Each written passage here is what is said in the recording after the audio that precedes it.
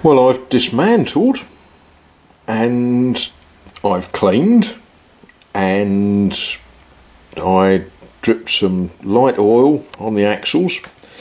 So now it's time to think about mantling all back up again. And there's something that I think is quite clever. It's a big hole to put the armature in, but it is made easier. On one side of the engine there's a sort of groove that allows you to slide things in together, and what I've been playing to get the armature in, first, where are we? If you drop the nut that holds the bearing on the end of the armature, because once you've got the armature in you can't get that nut in. So just a little trick. I don't know if other people have done the same, or if everyone else is going to say, oh no, you don't do it like that. But there we are. So I'm going to put the camera down and slide the armature back in and mantle it all up. Right, there she is back in. And well, you can see that spins quite freely, quite nicely, but what I've got to try and guesstimate is how much end float I need on the armature. It wants a little bit of end float, but not a lot. And yeah, I don't know what a little bit and not a lot is, but the end float adjustment is achieved by screwing that in or out. And when you screw that in or out, once you've got it where you want it to be, you then need to tighten up that little lock nut.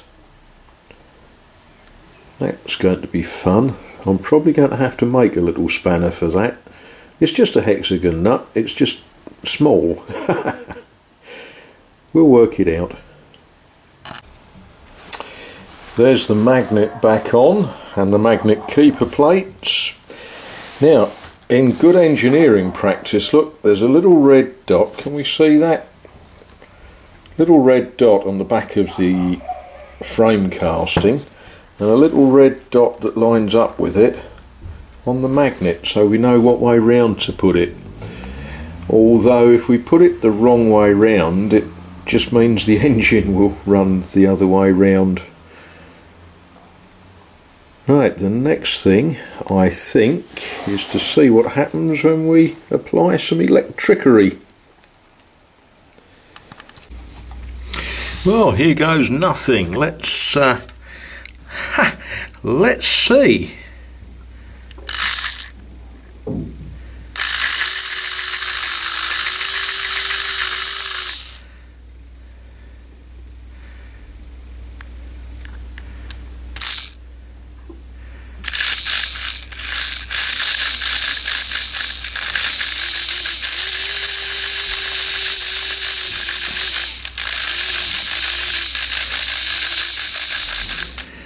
There's some interesting things going on there.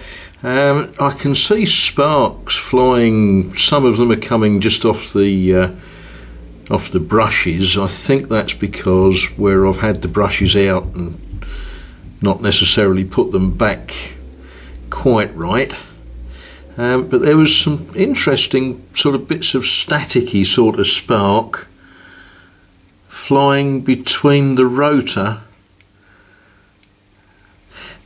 and I'm getting a certain amount of smell where I've sort of liberally oiled it and such likes. But there we are, it works. It works.